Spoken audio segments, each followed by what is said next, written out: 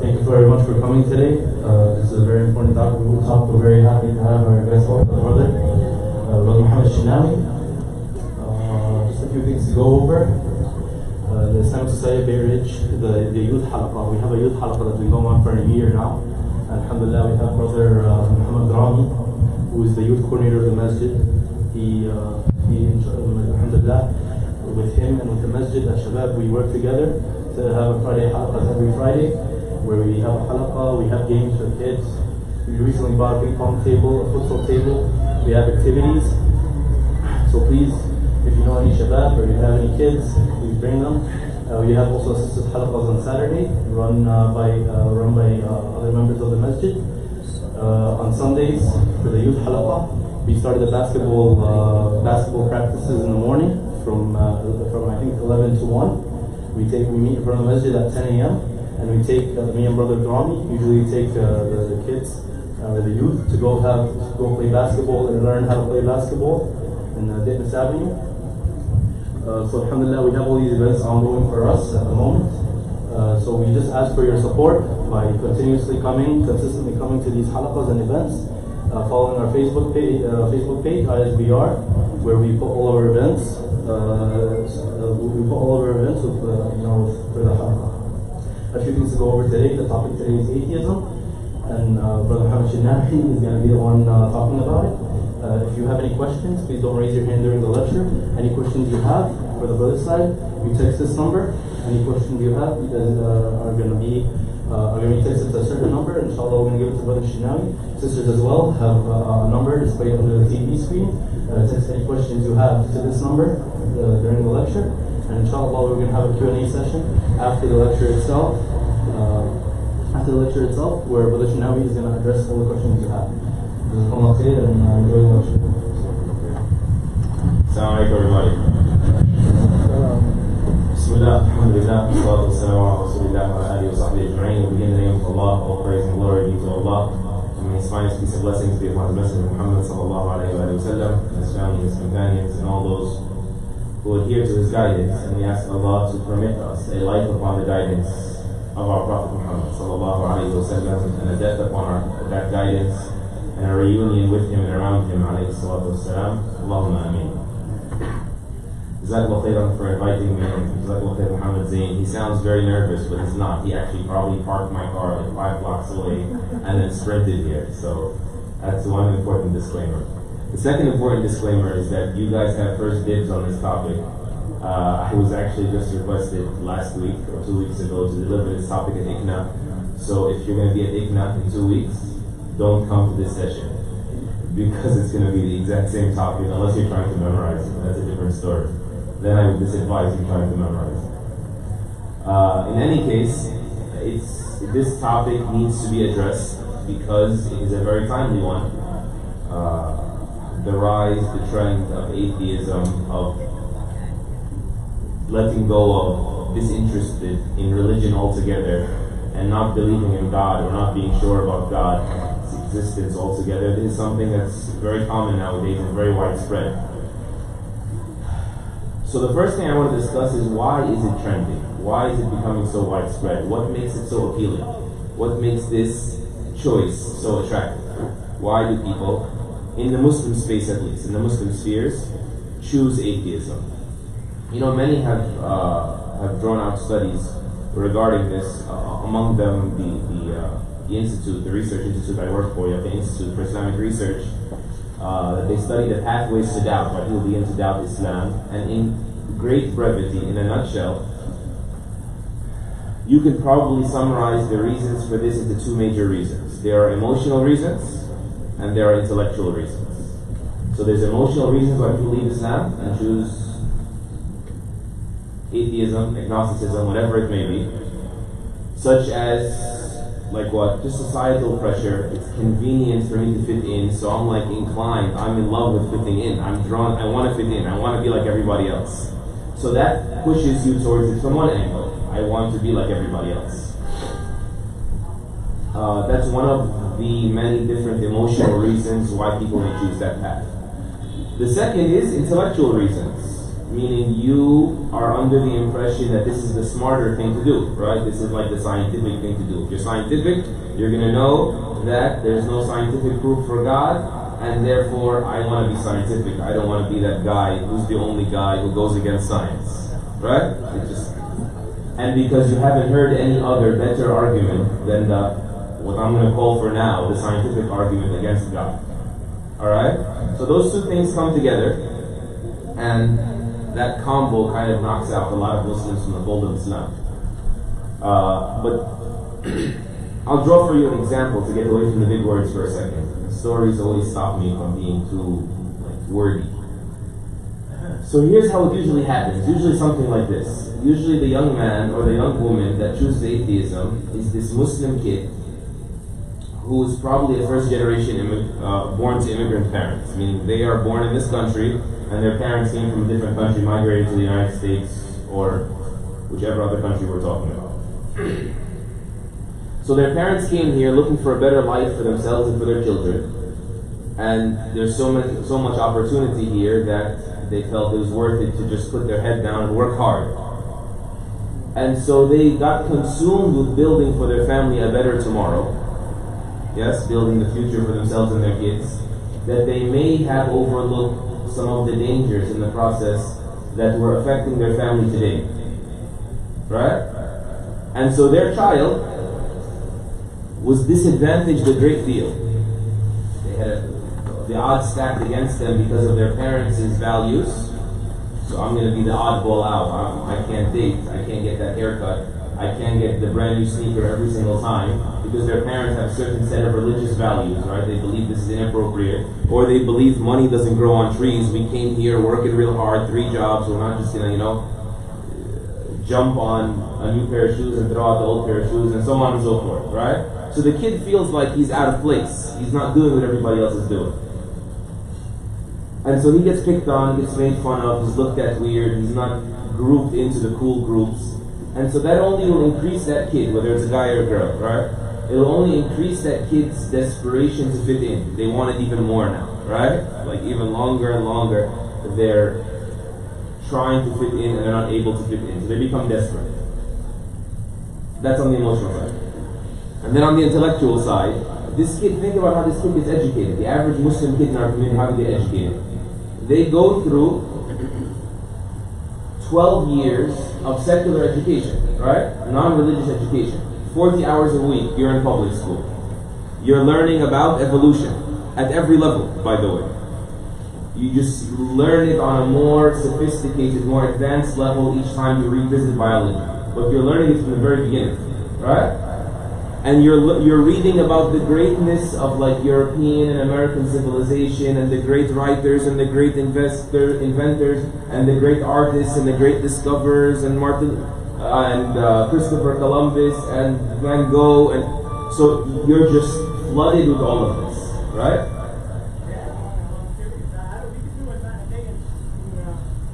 So that's on the intellectual level. And then what do you have with Islamic education? At best, the best Muslim kids in our community have the equivalent of a Sunday school level education on Islam, right? They may not even know after graduating Sunday school the meanings of the words of Al-Fatiha, the description of the Lord that they worship, the last name of their prophet. They may think it is Sallallahu Alaihi Wasallam. That's his last name, right? The meaning of Qul Huwallahu Ahad doesn't exist on their map. And so they were never given an Islamic education that's very deep, or actually very intellectually compelling, like convincing them. Okay, by the time this kid is in like high school and college, they start realizing that there's no good reason for me to stay Muslim. It doesn't make sense. The secular stuff, the scientific stuff, the standard education I got makes sense, and I want to fit in. And so they think I have a very logical reason, a very intellectual reason to be an atheist. And then it's extremely convenient. Why should I restrict myself with Islam when there's so many opportunities and no reason to stay Muslim? So it's like, okay, he tells himself, she tells herself, let me be honest here. I'm lying to myself to limit myself and my lifestyle and my opportunities and the kinds of jobs I can have and the types of behavior I can have fun with and the party life and all that stuff. And so they choose that route to run away from the backwardness of their parents. And they tell themselves sometimes, my parents don't even practice anyway, so they probably don't really believe it either. Yeah? That adds another layer to it. Like, maybe they don't even believe it. It's just their parents, and that's why they were like that, or else they would have been better practicing Muslims. And so all of this comes together to draw for himself that I have very good reason, a very scientific reason, a very intellectual reason, and he's never experienced faith. She's never really tasted Iman, right? And she doesn't have any other place. He doesn't have any other place to fit in. You don't have any other place to fit in. Like, you don't really come to the masjid, which makes, because you know the masjid, one of the things it does, it shows you other people that are like you. So it's like an alternative. I can fit in. Oh, there's other people who bow and like put their head on the ground and right, and do the things I do. So there's no personal experience tasting Iman, tasting faith. There's no sense of community for me to feel like I belong, which all humans want. It's natural. And I have no immunity, like I have no mana'ah. I have no immunity to push back against the arguments for atheism. And so it begins to trend. So the result is you get programmed into thinking, I have to choose this way to be open-minded. Right? I can't just close my mind. This is the route that's open-minded. And then they begin repeating things like, that's it, this whole Islam is true thing does not hold water. There's no such thing as truth. It sounds very philosophical now. Al-Haqiqa al-Mutlaqa, there's no such thing as absolute truth. That doesn't exist. Everybody has their own truth and everyone can have their own way and there's no real right and wrong. There's no real like truth and falsehood. And they think they're open-minded for saying this. Right? Many youth are like this. And I always tell people, whenever you see someone say, there is no such thing as truth, what do you have to say? I know many of your faces are familiar. You should have picked this up already. Yeah, when someone tells you there's no such thing as truth, you're supposed to tell them, is that true? You get it? He's saying there is no truth. So you tell them, your sentence, there is no truth. Is that true? Because you already said there's no such thing as truth. If there's no such thing as truth, then everyone can stop talking. There's no point in trying to talk about anything. Because whatever you say is not true. Nothing is true. And so you realize that, oh man, I'm just repeating stuff that I don't really understand. I'm just being a parrot and thinking I'm open-minded, but I'm doing what everybody else is doing just to fit in. And this is common, by the way. I mean, even Ibrahim alayhi salam, thousands of years ago said, إِنَّمَا اتَّخَذْتُم مِّن دُونِ اللَّهِ أَوْثَانًا مَوَدَّةَ بَيْنِكُمْ فِي الْحَيَاةِ الدُّنْيَا. You guys made up these like fake gods, these silly gods. Why? Just to keep a warm relationship between all of you in this world. Just, you know, like you don't want to ruin Christmas, as they say. You don't want to like mess with the social circle. You don't want to mess with your family. You don't want to mess with your community. You don't want to mess with your peers. You don't want to be looked bad by your circle of friends, whatever it may be. The second thing you really need to understand is why everyone around you, not you, now why everyone around you has walked away from religion. So many people are secular now, are God-resenting, anti-religion. They don't look to religion nor have any respect for religion. Why? You have to realize something. You have to realize where you are and when you are, like the age you live in. In the past 400 years in the world, and especially in the past 200 years, the world has changed beyond anyone's imagination before that. Like, you know the concept of like industrialization, like building cities, the way we all live in cities now? Historians say like this is the biggest change that has happened to the human lifestyle since human beings stopped gathering like berries and nuts from trees. Like, you know, human beings long time ago, they were called hunters and gatherers. Wherever the sheep go, wherever the bison go, where you just travel with them. You don't really have a house, you have a tent on your shoulders. Right? That was, and then wherever there's berries, you go to the right trees in berry season. Your home is decided by where the food supply is. Then, for thousands of years, people kind of settled in villages, in towns. You have your farms, right? You have your villages. The concept of like centralizing cities and industrializing cities, and that has only happened in the past 200 years. So the world has improved, has advanced, has become more sophisticated in the past 200 years, 400 in reality since the Enlightenment and a little before that, but basically in the past 200 years, more than it's ever done before. So people live longer now, for example, right? The quality of life, pain management, medicine, sophistication on every level. When did this happen to the world? And we're talking about where you are, particularly the West, Europe and America. You know when this happened? When they left their religion. It's very important to understand. When they left their religion, things started going nicely. Because their religion was holding them back. And so to them, going back to religion means what? Tell me, come on guys. It means going back to the dark ages. Back when you used to think there's no such thing as a cure for a disease, so you don't even look for it. Back when you think that whoever doesn't believe what you believe, you gotta kill them, or be killed by them. It's just superstition and baseless beliefs and backwardness and plague and disease and war and the dark ages. So basically, Europe and America, they're traumatized. They have like you guys know what PTSD is? Who knows what PTSD is? What's PTSD? Someone give it to me. Go for it, right? You don't have to know the meaning of the word. What is it? It's when you have a bad memory of something. Yeah. It comes back. Like you are haunted. You can't get over this like shocking memory you have. You saw someone get killed, or you saw something just crazy. You went to war and came back, and you wake up in the middle of the night. It's called post-traumatic stress disorder. Basically, it's just you can't get past this moment in your life, in your memory, and it just throws your life out of functionality. You have disorder. Your life is out of order. And so basically, the Western world has PTSD from religion, from their religious experience. Like their memory of religion is horrible. Their religion, the religion of Christianity, Roman Catholicism.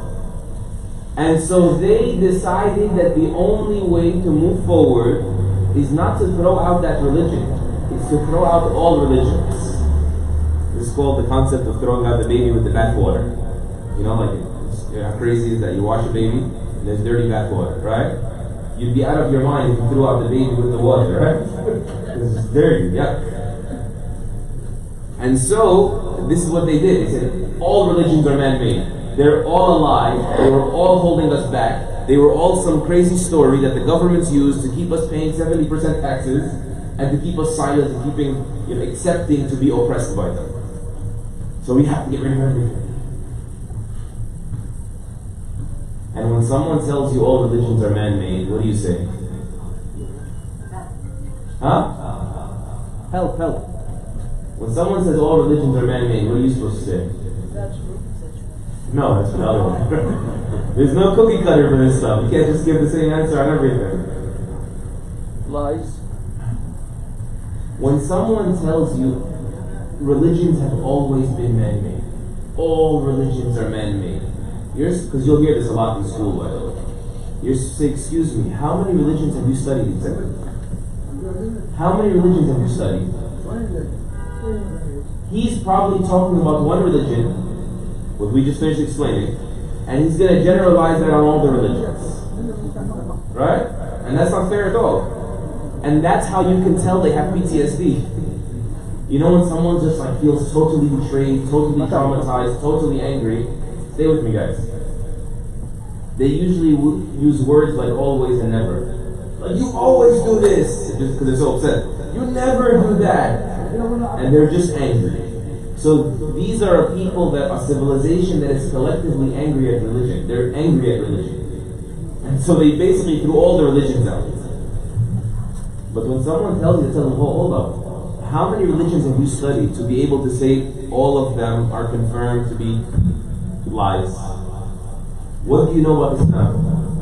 What do you know about the history of Islam? You're going to have to know first before you ask them that, right? What do you know about the history of Islam? What do you know about the contributions of Islam? You know, by the way, some Muslims like to say that, Islam had a golden age, and Islam has scientific contributions, and we invented the compass, and they like to cite these things, and they're important to cite when you use them the right way. But the issue is, there's an author, I'm not going to bore you with a lot of names, but there's an author called, his name is Robert Berfold. He has a book on world history called The Making of Humanity, how humanity became what it is today, right? What he says Europe does not owe the Arabs, he means the Muslims, because the Quran was the language of the civilization, so they became Arabs. They extended, they learned Arabic to learn everything else. But he says Europe does not owe the Arabs a few inventions. He said Europe owes the Arabs their existence. They would not exist if Muslim civilization did not exist. The whole world was dependent on learning from, benefiting from the contributions of Muslim civilization. And the reason I'm saying that is to show you it's the exact opposite. The people around you that hate religion, it's because they were pulled back by their religion. Okay? Whereas you as a Muslim, you have nothing to do with that. You as a Muslim, your history is the exact opposite. We advanced when we were holding on to our religion. You get it? And we collapsed not when we got religious. We collapsed when we let go of our religion. The exact opposite story. And so to think your religion is like them is a huge mistake. Does that make sense, everybody? To assume it's similar, they advanced when they let go of religion and became a-religious and non-religious and secular and things like this. And no, it's because their religion was man-made by a man in a certain time, and that man could not imagine what life would be like in a later time, so that religion expired, right? That's the best case scenario of how we can describe it. Yours was the religion of Allah, and Allah knows past, present, and future equally, and Allah is timeless, and so your religion remains relevant, remains useful, all throughout time and place. Is that clear, everybody? Good. I only have 20 minutes left, and I have to stop for Q&A. So our golden age was when we understood our religion properly and took our religion seriously. And our collapse, or our decline, our downfall, was when we let go of our religion. When we thought we were God's favorites and we could do whatever we want and God is still going to be with us. No, Allah is with you when you're with Him, subhanahu wa ta'ala. That's the rule. Okay, now let's get to the second half of the atheism discussion. We discussed why it happens with Muslims and why it happens with the people around you. Now let's talk about what's happening. This assumption that there's no reason to believe that God exists. Let's evaluate that. Is there proof that God exists? No. There's no proof. You can't prove that there's God, but there's evidence that He is there. Anyone else? Yes. Yes. You want to qualify? You qualify for that. Anyone else want to qualify? Yeah. Because He sent down the Quran from Egypt to read, and the prophets' prophecies and all the miracles that happened. It wouldn't be possible if there wasn't a higher being that granted them. Okay. This is an endless debate if I leave it to the crowd. So just forgive me for taking over the steering wheel. Let me share a few thoughts, and then we can jump into the Q&A and elaborate further. I'm sorry for the hands that were up and the sisters whose hands I can't see right now. Is there proof for God's existence? Absolutely. Hold on, I'll qualify it. Absolutely. First thing you need to know, one of the many differences between you and others, your religion does not ask you to have blind faith. This is an assumption. All religions are man-made and there's no proof for them and people just have blind faith. That's the term, blind faith. Islam does not have blind faith. Islam tells you to open your eyes. أَفَلَا يَنْظُرُونَ. Right? أَوَلَمْ يَتَفَكَّرُوا. Aren't they thinking, looking, considering, reflecting, reasoning? So Islam is telling you to open your eyes. When you are sure that this is God now, then it tells you, khalas, then surrender. Have blind surrender, trust God. Surrender to Him. That's the meaning of Islam, to surrender to the will of Allah. But it doesn't tell you to do that before you're sure that it's Allah, right? You need to know that it's Allah, subhanahu wa ta'ala. So there is proof, absolutely. The people who say there is no proof for God's existence, and by the way, there are many people who believe in God who say there's no proof for it, I just believe it. I just believe it. I'm sure of it deep down inside. And that's one of the proofs that God exists. But that's not the only proof. You know why many people say there's no proof that God exists? Because they've already accepted that the only kind of proof that's valid is scientific proof. And I'm not against science. Our Islam is not against science. But what our Islam guides us to is to not fall into the mistake of being over-dependent, too depending on science, as if science can answer every question and can answer questions perfectly. No, I'm not going to depend on science on that level. And let me explain to you why. First of all, science, I'm talking about the limitations of science, not science. Use science, benefit from science, absolutely. But don't lose sight of the limits of science. Science, number one, can only deal with the things you can see. You guys, who does science projects in school? Raise your hand. What's the scientific process? Hypotheses. Sorry, they change it sometimes. Procedure. Then test. Then you observe the results. Observation, conclusion. Right? The terms change from theory to theory. It's fine, but they're all basically the same. You have an idea, you test it, you observe, and then you make a conclusion based on what you've observed. Science is dependent on observation. Seeing. Is our ability to see perfect? Or is it constantly improving? Constantly improving. We see things now we couldn't see 50 years ago. Now that we have X-rays and gamma rays, right? Every time we develop a new way to look at a certain level. And then there's dimension. There's 3D, wait a minute, there's 4D, and Allahu A'lam how many Ds there are, right? How many dimensions, how many angles of looking at something, of examining, it's constantly improving. Which means what? It was constantly imperfect, constantly flawed. I want to ask you something. How are you so sure that the accuracy, the way we can see things today, is any more than 1% accurate? How are you so sure? Yeah, we see things way better than 100 years ago because we got really cooler microscopes and cooler telescopes, and we have again different modes of testing. But how do we know that soon we won't be 100 times better than we are today? Right? Isn't that possible? So that means you may never know that your science is only 1% accurate, because it's only 1% seeing at 1% of the strength that you can see later. Does that make sense? So that means science can never give you an absolute answer, because your ability to see is never absolute, never perfect. You know, some people consider him a crazy guy, but he's a very smart crazy guy. He's considered like an anarchist. A little bit of a revolutionary, Noam Chomsky. One time they asked him, what do you think of science? He said, yeah, science is nice. He says, but to me, science is like the guy that's looking for his keys under the street light. They said they found a guy on the street looking around in the dark for his keys. So they said to him, what are you doing? He said, I'm looking for my keys. They told him, where did you drop the keys? He said, across the street. He said, why are you looking here? He said, because the lights are on here. You get it? I have no choice but to look where the lights are. That's our example with science. We have no light, no angles, no ability to observe, except a very limited angle that Allah permitted. You get it? So don't be overconfident with your science. Scientific facts are always changing. Right or wrong? That's number one. Number two, science can only, let's imagine your ability to see is perfect. It will never be. But let's imagine this.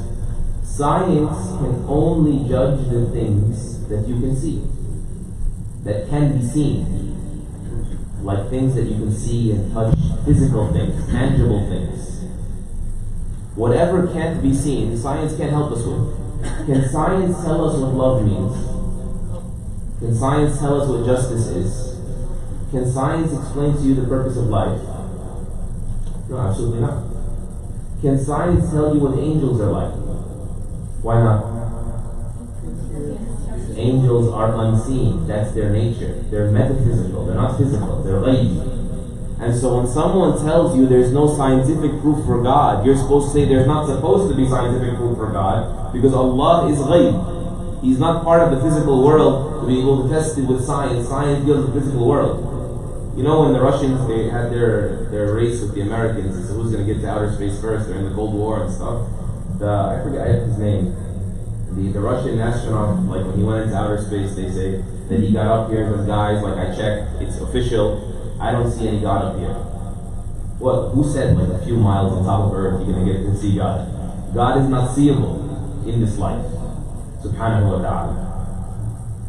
You know, one of the mashayikh, Mufti Mank, you guys probably know Mufti Mank, there's a very funny joke about this, like the Cold War race. About the guy who said, I'm up here, I'm in outer space, and I don't see a God. So he said, you will see him as soon as your oxygen runs out. Because you're not meant to see him during this life. You're meant to see him in the next life. And here's the last point about science, the limitations of science. Science can never, we assume that, okay, we want scientific proof because science is fair. It's not like emotion and stuff. Science is fair. What makes you think science is fair? Who does scientific experiments? Who performs them? Human beings. Are human beings perfectly fair all the time? Absolutely not. So why do we assume that they will perform the scientific experiment in a way that's perfectly fair? I'll give you a beautiful example. In the past 70 years, so much research was done on the danger of fat and the danger of cholesterol. So much scientific research. Institutes were opened about this stuff. And based on the results of all this research, laws were made in this country. Laws about you're not allowed to sell certain foods, certain policy, because the number one reason for death in America is heart disease, by the way, and fat contributes to heart disease. Therefore, do you know where all of this research came from? Who funded all of these institutes? The soda companies, the sugar industry. To turn people's attention away from sugar, processed sugar, to fat. And now, that's why the whole no sugar diets and everyone's talking about sugar now. Now we realize it was all a trick, like just grab your attention. Sugar, processed sugar is far more dangerous than fat. Now everyone's going keto, right? Fat only diets. So this is science, isn't it? This is science.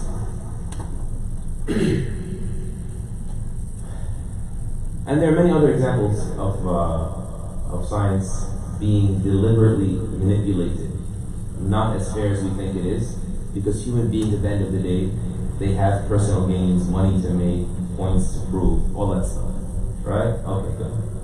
So, is there proof for God's existence? Absolutely, no blind faith, but don't limit yourself to proof that is scientific, because science by nature is flawed, doesn't apply to the unseen world, and not as fair as you think. Okay? Everybody okay with that? Now let's get to what the actual proofs for God's existence are. The proofs for the existence of Allah are beyond counting. Okay? But the Quranic message tells us that you being guided to Allah, to the realization of Allah, the truth about Allah, stands on two major legs, which is what? Reason and revelation. Wahy. Right? Al-aql wal-naql. Right? Allah Azza wa Jal says, وَقَالُوا لَوْ كُنَّا نَسْمَعُ أَوْ نَعْقِلُ مَا كُنَّا فِي أَصْحَابِ السَّعِيرِ فَاعْتَرَفُوا بِذَنبِهِمْ فَسُحْقًا لِأَصْحَابِ السَّعِيرِ. They said, the people who failed on the day of judgment, they said, if we would have just we would have just listened to what? The revelation, the message that came from Allah. أو نعقل, or would have just used our intellect, would have just listened to revelation, or reason, used our reason, we would not have been the people of the fire. فَاعْتَرَفُوا بِذَنْبِهِمْ, and so they admitted, they confessed their sins. They said, Ya Allah, you gave us everything we needed, and we're the ones, it's our fault. No one will enter Jahannam on the day of judgment except someone who recognizes that it was his fault, that Allah gave him everything he needed to find him, subhanahu wa ta'ala. So reason and revelation. And then under them there are many different discussions. These two major reasons. Many discussions, I'll try to run through a few of them. I only have 5 minutes left, I'll make it 10, if you guys don't mind. No, because I want to leave room for questions as well. And I know that saying more is sometimes less beneficial, because what I said later makes you forget what I said earlier, so there's really no point to keep going. So here are some proofs. Number one is the proof of fitrah. The proof of fitrah. What is fitrah? The natural state, like your factory settings, your default programming, the natural state that Allah created you upon. You know, there are many people who write about this. They're like Christians who believe in God. Otherwise, the author of the book, again, slips my mind, who wrote the book on the God gene. The God gene, basically what he's saying is that it's in our genes, in our DNA to believe in God. Because there's just like countless studies to show that if a person is born and a person grows up without being pumped into him any other belief, he will believe in God. It's just natural. By the way, even people who are atheists, they accept this. They have a very weird explanation for it that I can give you later. They say, yeah, well, they believe in God because to believe in God is useful. And so in our evolutionary process, we told ourselves this lie, right? We told ourselves this lie because it gives you more hope, that there's something bigger out there than you, and so you become more motivated. Because they all agree, they cannot argue the fact that we all are born believing in God. We grow up, if left alone, we will be inclined to recognize that there's a higher power. You may not know his name, you may not know you're supposed to pray to him 5 times a day, but you believe in a God. We may not agree, by the way, that it's in your DNA, it's in your physical DNA. But the point is, the reason he tried to make that explanation is because the fact is there. He's just trying to understand the fact. You know, an easy way to prove this, you know, in the mid-1900s, communism was very strong, right? Poland, Russia, these places. Communism had basically state-enforced atheism. You were forced to learn a curriculum that said you're not allowed to believe in God, basically. After the Soviet Union collapses, after Russia collapses, 1 generation later, everybody went back to believing in God. 85 to 90% of Poland and Russia believe in God after 1 generation. Why? Because that's the reset button. The fitrah. Everyone, you have your kids, the kids go back to the original. The Prophet ﷺ said this in a very beautiful hadith, actually. He said that the newborn is yulad al-fitrah. He's born upon this state, and then his parents condition him to be a Jew or a Christian or a fire worshipper. These are just examples, to be anything else. But listen to this example. He says, كَمَا تُنْتَجُ الْبَهِيمَةُ الْجَمْعَاء هَلْ تَجِدُونَ فِيهَا مِنْ جَدْعَاء. He said, the same way an animal is born whole, like it has all its limbs, like it has all its features, ears, nose, finger, it's whole. An animal is born whole. Do you find these animals born, he said, with its features cut off, or its organs cut off? You need some explanation. There was a practice that they used to have, superstitious practice, pagan practice in before Islam, that they used to cut off the ears, for example, or the nose of the animal and just leave it like that. It was like a ritual they did, some weird thing they did. It was very cruel and very ignorant and backwards. But the Prophet ﷺ saying, you know your people, when they cut off the ears of the animal, when that animal without ears has a baby, does the baby come out without ears? Comes out with ears. Why? Because that's the fitrah, that's the natural state that the animal belongs in. Likewise, you can mess with someone's spiritual features, their belief system, but as soon as they have kids, kid goes right back to the fitrah. So it is in us. It is in us to believe in Allah subhanahu wa ta'ala. And that's why, and this is a very important point also, they say that you'll never find an atheist on a sinking ship. Because everyone, deep down inside, believes in God. You can't not believe in God. You're not able to. You may lie about it, you may lie to yourself so many times that you start to believe it. But if Allah permits, and He sends for you like a catastrophe your way, and all the lies fall, as the Quran mentions so many ayat about the sinking ships, the ships stuck in the storms, you call out to Allah. You call out to Allah subhanahu wa ta'ala. Allah sends you the gift of desperation. You know, it's even said that the Imam Ja'far ibn Muhammad, rahimahullah, the great faqih in our history, great scholar of Islamic law, someone asked him, how do you know that God exists? Which shows you, by the way, these questions existed like as passing questions. The shaitan plays with all of us. But some of us are more susceptible, have more of a weakness, more openness to that whisper, like us today in society. We're so vulnerable, and so we have to have these talks and other solutions as well. They said to him, how do you know God exists? He said, have you ever been on a ship and the crowd and the waves begin like towering over you, and you're positive you're dead, but you believe deep down inside you that there is someone there, that if He wanted to save you, He could save you? He said, yes, that's God. That's the proof that God exists.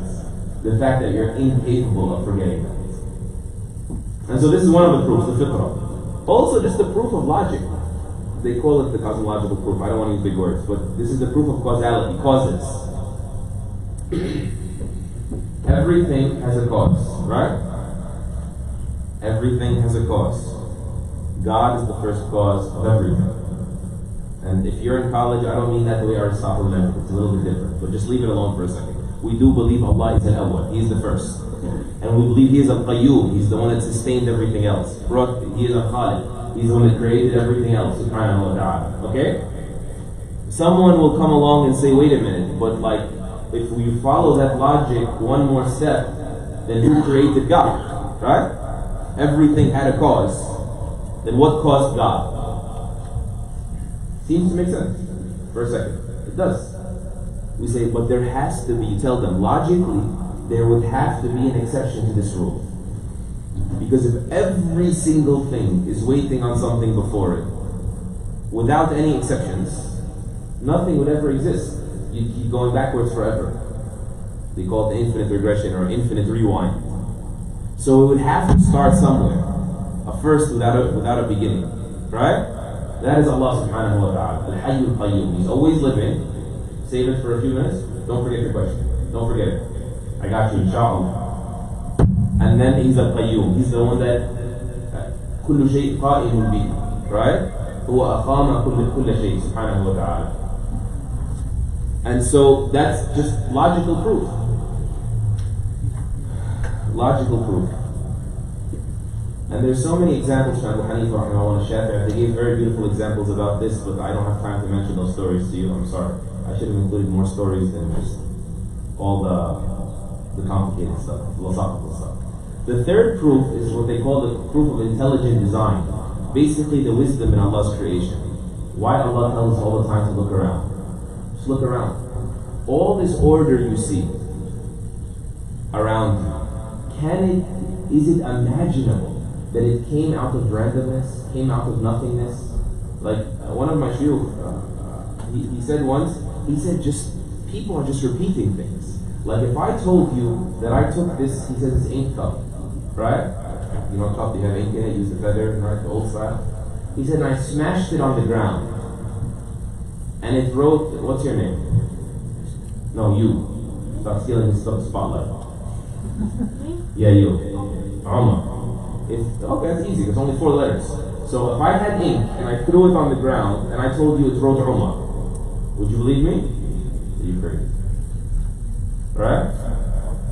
If I told you I smashed it on the ground and it said Umar thinks this lecture is mad boring, would you believe me?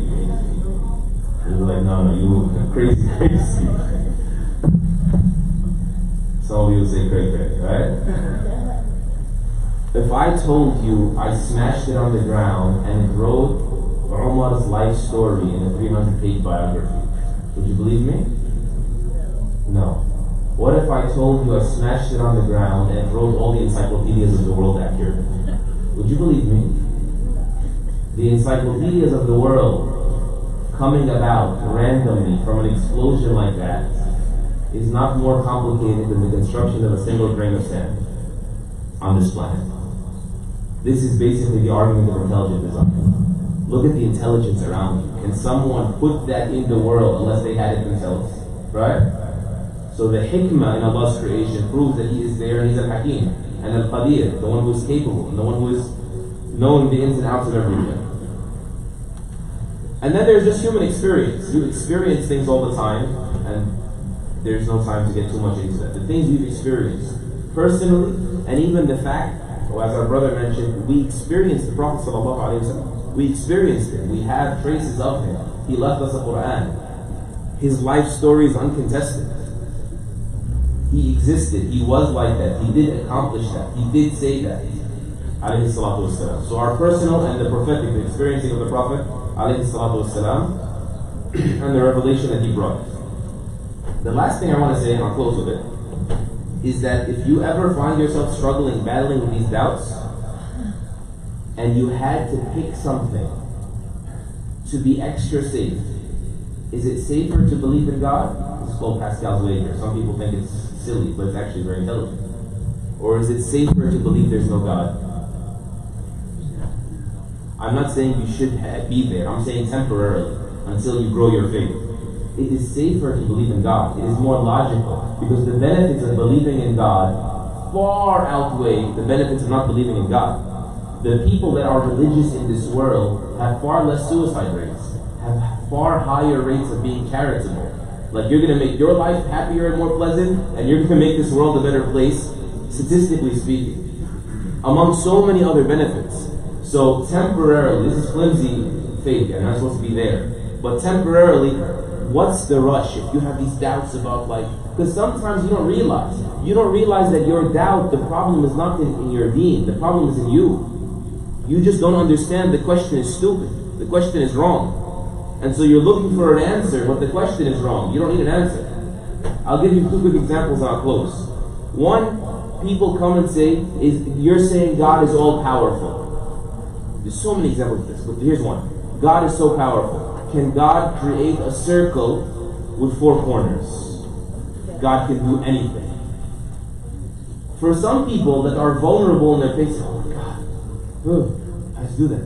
But the question is wrong. You have to define what you want before you ask for it. A circle is something that doesn't have corners.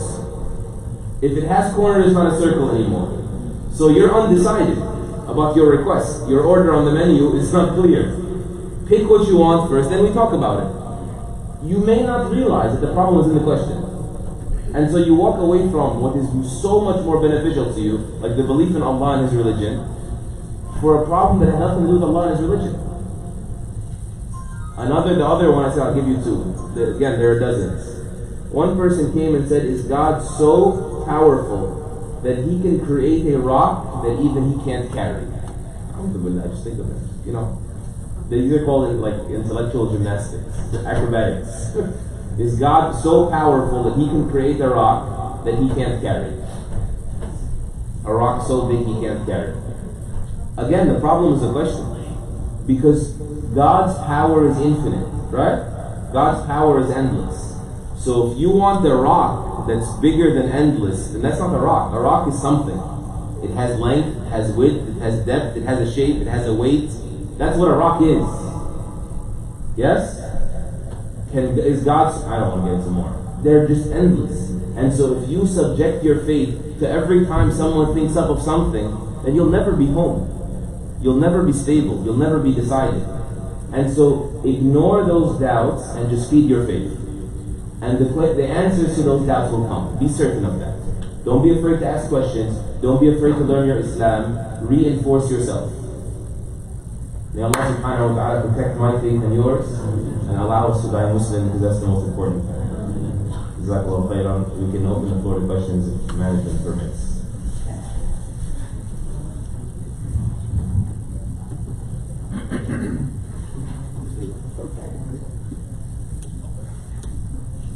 Assalamu alaikum wa rahmatullah. So now we're going to be starting our Q&A session, but we're going to be taking a 5-minute break just so we give you guys time to send in your questions.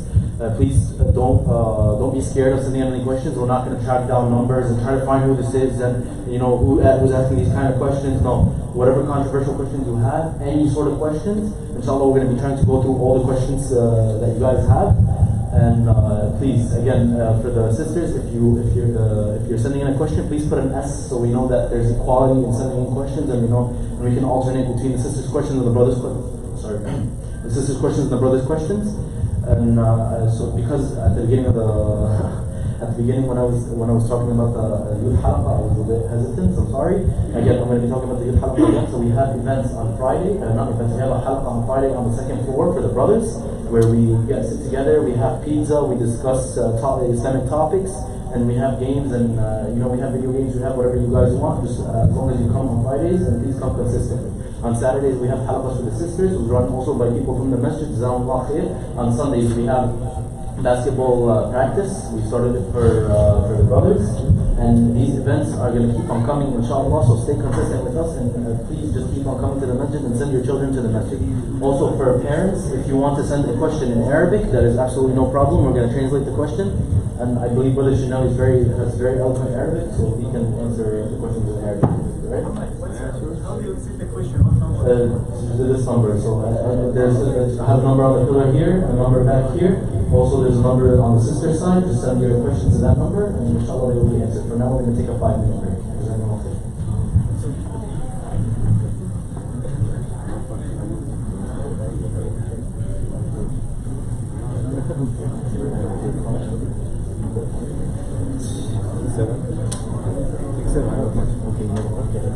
I'm making it right.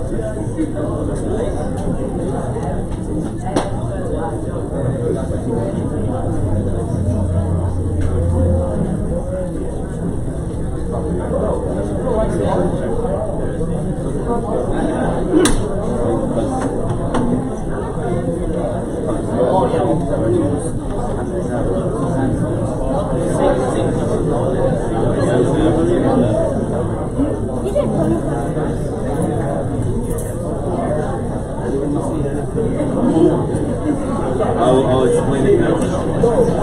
Yeah, a lot of people have questions.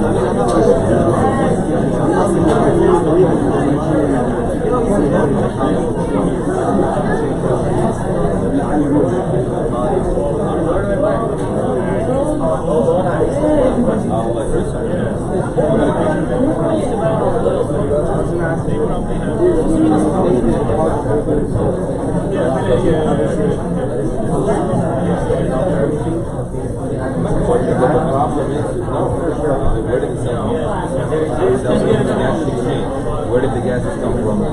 They don't have any food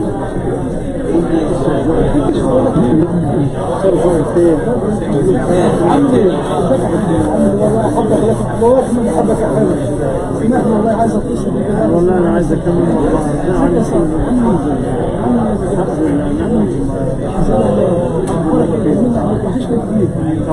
عايز اقعد معاك هتصل بيك لازم ممكن نتقابل ان شاء الله ان شاء الله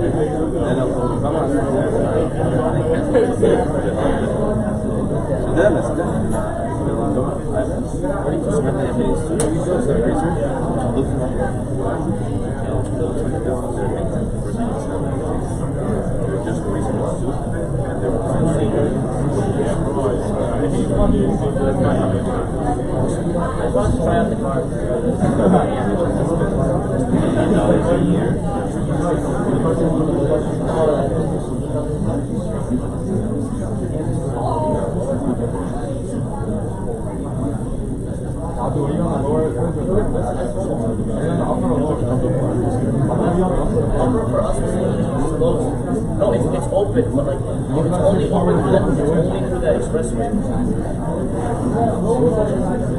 Stay through the expressway. Close it off. You're using that, right? I love you.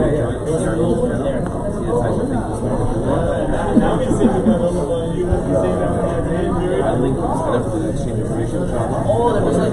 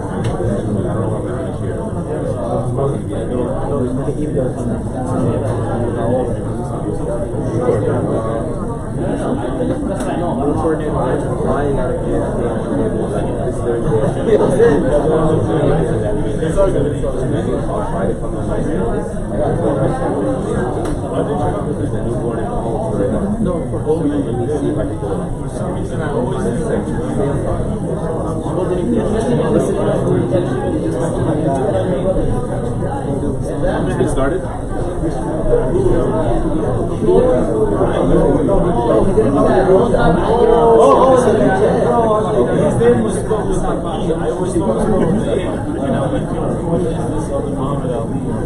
What about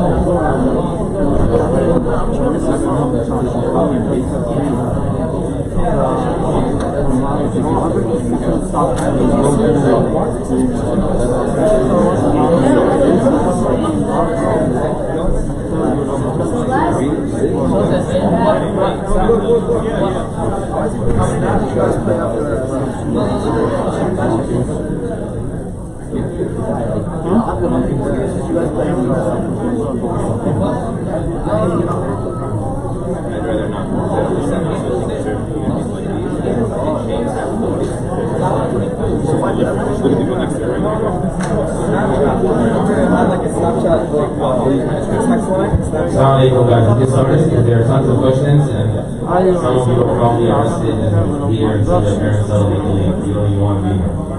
But I'll try to keep it inshallah. في المسجد ماشي في المسجد بعد عشان كيقول لك الساعة 4 ولا الساعة 3 حاجة إن شاء الله. جزاك الله. So actually, before I get to this, there were two questions that came up that I shut them down during the lecture, and so I made sure to go ask them what their questions were. The first of them is that do we as Muslims believe in evolution? So evolution is a scientific theory, right? Good. And there appears to be evidence behind it? Sure, there appears to be evidence behind it.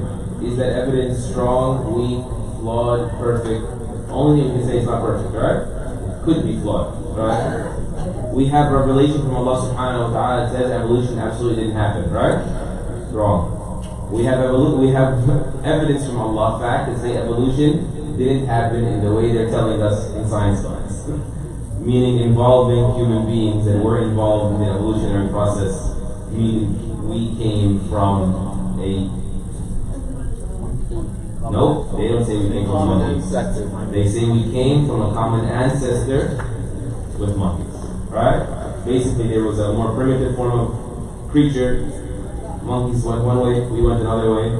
And so, they're not our grandparents, they're only our cousins. You understand?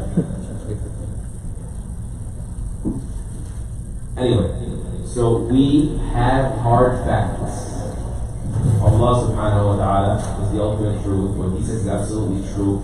He says very clearly, beyond like any possibility to reinterpret, that He created Adam alayhi salam with His own two hands in His image. And that's it. So Adam alayhi salam was created out of mud, as he was, as an adult. And He blew a soul into him, and he became alive, and that's the origin of the human race. Okay? We can't work around that. Outside of that, can genetic changes happen in animals that make them more advanced creatures? They run faster, swim faster, see farther. We have no problem with that as human beings, necessarily, as Muslims, because the Quran doesn't say it didn't happen, right? But what we would have to say is, we believe that if it happened, it all happened by Allah's permission and was all started by Allah's creation, subhanahu wa ta'ala. That's it. So humans can't do that one. Spontaneous evolution without the intervention, the initiation from Allah Azza wa Jalla, we can't do that. Beyond that, we don't really care too much, right? Because some people do this. Some people have this belief that unless it's explicitly stated in the Quran and Sunnah, we can't believe it. No, that's not necessarily true. Someone told me if you believe in dinosaurs, you can't be Muslim. What do you think, Brother Shahid? You believe in dinosaurs, you can't be Muslim. That's just like, why? It's just because he loves conspiracy theories. The dinosaurs are just another one of the conspiracies put together by, I don't know, ancient civilizations or the Mossad or something. Yeah? Why can't we believe in dinosaurs? There seems to be scientific proof for it. Lots of bones out there. So we believe in dinosaurs. They existed. Unless we have a stronger reason to believe it's not true. That's all. Likewise, can there happen changes in animals? Fine. But can we say that human beings came from a primitive creature? No, we can't say that one, because that one conflicts with fact. So if we're going to have scientific theory versus revealed fact, we're going to have to pick revealed fact over scientific theory. Make sense? That's it. And the facts, quote unquote, behind human evolution are just another example of biased science, by the way. Not just imperfect science. That was one of the examples that was in my book that I didn't have time to share with you. For example, many people say, but look at the similarities. The human being and the chimpanzee have a similarity in their DNA of 99%. That line is repeated over and over and over and over again. And you'll never hear the other side of the story. The scientists that are saying, wait a minute, you can't run with that, not just yet, we haven't finished studying. All they really studied was 2% of the genome.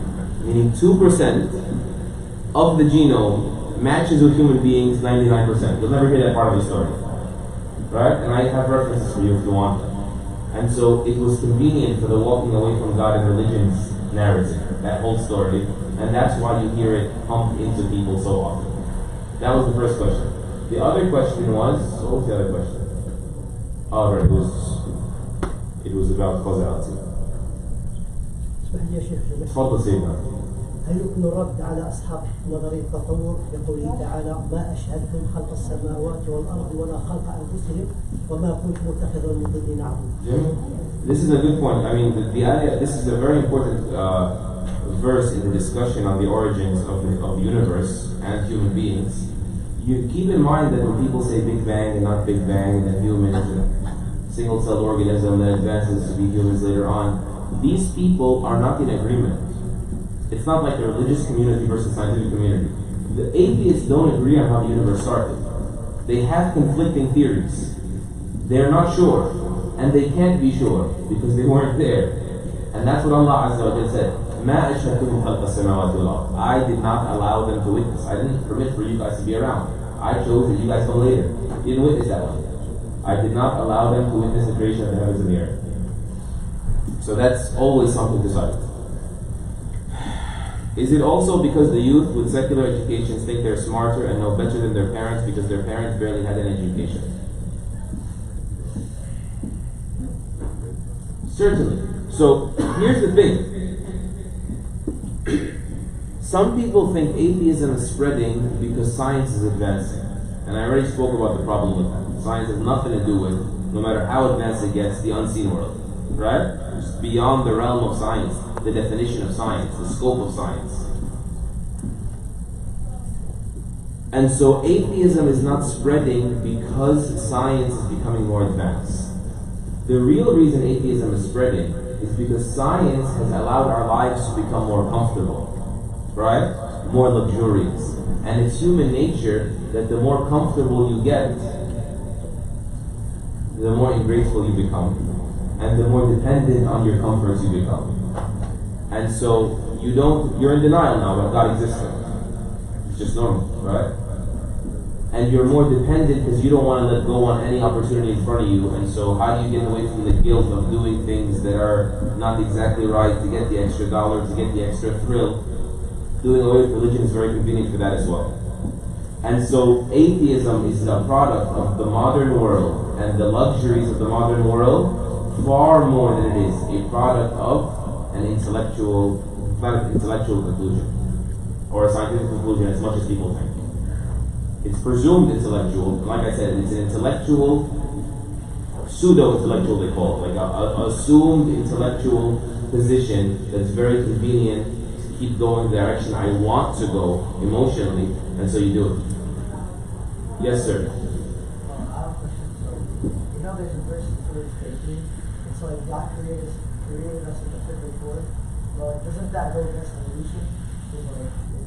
If God created us in the perfect form, why did he have to evolve? Jameel, but the problem is, with that argument, I agree with you. Can you repeat the question? Sorry, yes, good call. He's saying Allah said in Surah 15, we've created the human being in the best form or the best stature. Doesn't that go against theory of evolution? Yes, of course it does. The Quran goes against the theory of evolution. The whole Quran goes against the theory of evolution. The problem is the person who believes in evolution is likely uncomfortable with what's stated in the Quran. Right? And that's really what it comes down to. Which one holds more weight in my eyes? So you have to be... And by the way, this is important too.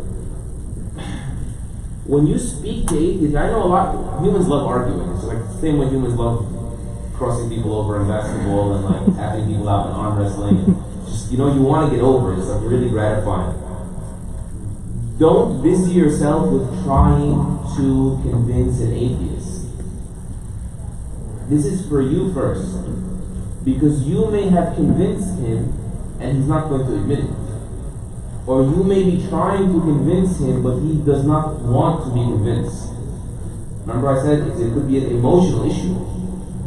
You get it? It's too complicated for me to accept religion. You just calculate, it's going to be hard, and I'm going to break up with my girlfriend, or I'm going to be a weirdo in school, or I'm going to pray in public. He's calculating these things.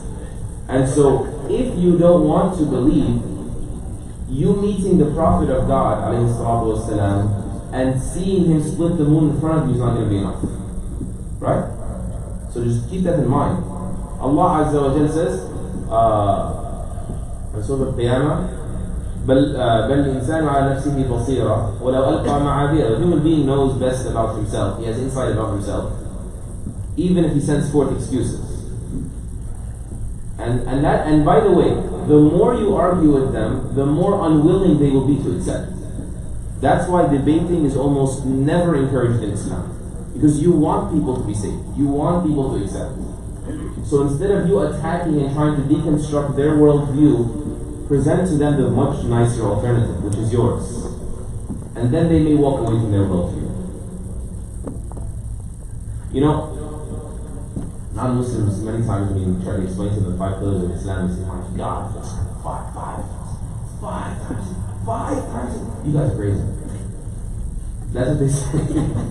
Until one brother, Ahmad Shukri, you may know him, you can look him up on YouTube. He's sitting with me with a non-Muslim in McDonald's one night after the conference. He took this kid out, we talked to him, a friend of one of the attendees of the conference. And so he told him, 5 times a day? He said, no. Actually, we pray much more than 5 times a day. We only have to pray 5 times a day. But if you start praying 5 times a day, you're going to pray more. Watch. We have something called sunnah, nafil prayer. And that's the thing, like he's imagining something that's just like so, hindering when actually it's something so sweet and so gratifying and so liberating. To keep reminding yourself, to pull out of the grind of your day and say, no, God is greater. Greater than my problems, greater than my ambitions, greater than everything in this world that's weighing me down and stressing me out. It's so good. That's important too. Don't make them defensive by attacking them. It doesn't work. When was the last time you ever seen someone in a debate and the other guy in the debate said, you know what, you're right, I was wrong, I accept your position, my position. It never happens. And that's why everyone who debates on social media, you guys, never mind. Stop debating on social media, please. It's just like, in Egyptian they call it masala. Like you're sitting on the front porch, trying to have a conversation with someone, all these people are in the window saying, that'll just make you even more defensive of your position, right? More humiliated, more fighting tooth and nail. You'll never consider what the other person is saying. Anyway, when did atheism start? Forgive me for skipping the question, I'm going to skip the question. But know that this is common. For a person, the Prophet ﷺ said to us that Shaitan will continue to ask you questions, who did this and who did that, until he will ask you, who created Allah, subhanahu wa ta'ala. And so, the solution that he gave, alayhi salatu wasalam, was to be dismissive of this question. Because it's not a real question. We are not explaining Allah. Allah is the explanation for us being here and existing, subhanahu wa ta'ala. That's why you just remind yourself. You peel that shell. You push away that cloud by saying, Allahu Rabbi la sharika lahu. By saying, Qul huwa Allahu ahad, Allahu samad, lam yalid wa lam yulad wa lam yakun lahu kufuwan ahad. Right? Nothing emanated from him. Lam yalid. Nothing came out of him. We are not his children. Right? We are his creation. Subhanahu wa ta'ala. Would you agree that friends can bring someone closer to Islam more than their parent? Yes, I would. Especially at a certain point in time when you're having your own friends. Because Ibn Qayyim rahimahullah, he has a saying, and this exists in so many different cultures actually. He says that An-nasu abna'u azminatihim akthar minhum abna'u abaihim. That human beings are more the children of their era than the children of their parents. They look up to their era more than they look up to their parents. This is a concept of cultural conditioning, societal conditioning. Whatever is repeated, it sticks, right? Like if you're in New York City, I only realized this happens in New York. It doesn't really happen in other places. I've never studied that in New York. When everywhere it says America runs on Dunkin', you actually think Dunkin' Donuts is in coffee, and it's not. Does anyone own a Dunkin' Donuts here? Anyone own a Dunkin' Donuts here? Okay, good thing we're not live streaming. Apparently we are. We are. So people assume Dunkin' Donuts is so great because America runs on Dunkin'. America runs on Dunkin'. Right? Repetition reinforces the concept. That's their marketing strategy. There are other people that have different marketing strategies. But yeah, Islam is terrorism, Islam is terrorism, Islam is terrorism, Islam is terrorism. Just forget the facts. Forget that the FBI says that's wrong, and that white supremacism has promoted, emboldened more people to pick up guns and bombs than any other ideology in the United States. Forget all that. It just doesn't matter. What matters is repetition, conditioning, drilling. That's what sticks. And so when you get to the age where you're spending more time with your friends than you are with your parents, then your friends will have more of an effect on you than your parents. That's the answer to the question. Atheism is growing in the Middle East. Yeah, because this is what's called a thaqafa al-ghaliba, the dominant culture or the dominant narrative. And we're in the age of connectivity, like everything technologically connected, globalized. So these ideas exist in the Middle East and elsewhere. And also, to be honest, the question is, that's all the question says. Atheism is growing in the Middle East, question mark. That's all it says. I swear. And so, you add that to the fact that there are emotional reasons, by the way, for people's faith to be shaken. much of the political turmoil and things that have been happening recently. Add to it the fact that many of us, whether we like to admit it or not, even in the Middle East, our Islam is a mix of culture and religion, so it's not purely the religion of Allah. And so when you question it, it's like, oh yeah, it does seem to have some problems with it. But that's not your Islam in its purest form. The one that was sent down upon the Prophet ﷺ by the Sahaba. This is a mix of some cultural stuff, people, and religious stuff. So the mix of cultural identity and religious identity, it's true. Like, Arab Christians do fast in Ramadan. Arab Muslims do celebrate Christmas in many of our Muslim countries. Why? It's a science. It's a cultural identity, right? So we kind of have this mix. And so that will also fail the test of perfection. Those are 4 questions. How would you explain that? Yes, I just explained it. I just explained it. Yeah, bro. My question is more geared towards the youth, but you and I have had this conversation before where our faith is not always consistent throughout the course of our life. We have ebbs and flows in faith, and obviously we're more vulnerable during our low points. So sometimes this could lead to thoughts of atheism or whether God exists or is Islam correct. How do you combat that, or how do you remedy that? That's very important. Many people may not understand that it is a personality disorder inside of you that throws your religious understanding out of whack. Like, you see yourself, your self-esteem could be so low, and this shaitan will play on this, that you believe that you cannot possibly be forgiven. You cannot possibly get to paradise. You cannot possibly be absolved of that mistake you made when you were whatever years old, right? And so you begin to doubt. Especially when you don't have any other message coming your way but the message you're telling yourself. You're not frequenting the Quran. Because if you frequent the Quran, that thought should really never come. Because Allah subhanahu wa ta'ala said, قُلْ يَا عِبَادِيَ الَّذِينَ أَسْرَفُوا عَلَى أَنفُسِهِمْ لَا تَقْنَطُوا مِنْ رَحْمَةِ اللَّهِ إِنَّ اللَّهَ يَغْفِرُ الذُّنُوبَ جَمِيعًا إِنَّهُ هُوَ الْغَفُورُ الرَّحِيمُ. Say, O my slaves, Allah is telling the Prophet, say, I want you to know this, people. Say it to them. Announce it. They need to know. O my slaves who have crossed every limit against themselves. He's telling you you're still his servants. He hasn't disowned you. And then he tells you crossed every limit against yourselves. And by the way, you didn't hurt me. You did it against yourself. Don't worry. You didn't hurt me. Right? No matter what you've done, do not lose hope in the mercy of Allah. Let that be the one thing you never do. But because a person could see themselves so unworthy, they have no self-worth, they can begin to reflect that on, that's how Allah's going to treat me. That I'm not worthy to get to paradise. I'm not worthy to escape the hellfire. And so at that point it becomes very convenient, very therapeutic for you to want the hellfire to not exist. Right? You don't want to wake up every single morning thinking that. So if you can actually get like the weakest argument in the world to tell you hellfire doesn't exist, you're going to jump on it. Because like I said, it's like second. So certainly, that's very important. You taking care of yourself. Even on the dunya level, by the way. You making sure that your mental health, your happiness, your stability, your relationships are healthy will have an effect on your faith. Inshallah ta'ala. Because you may read your person into the religion.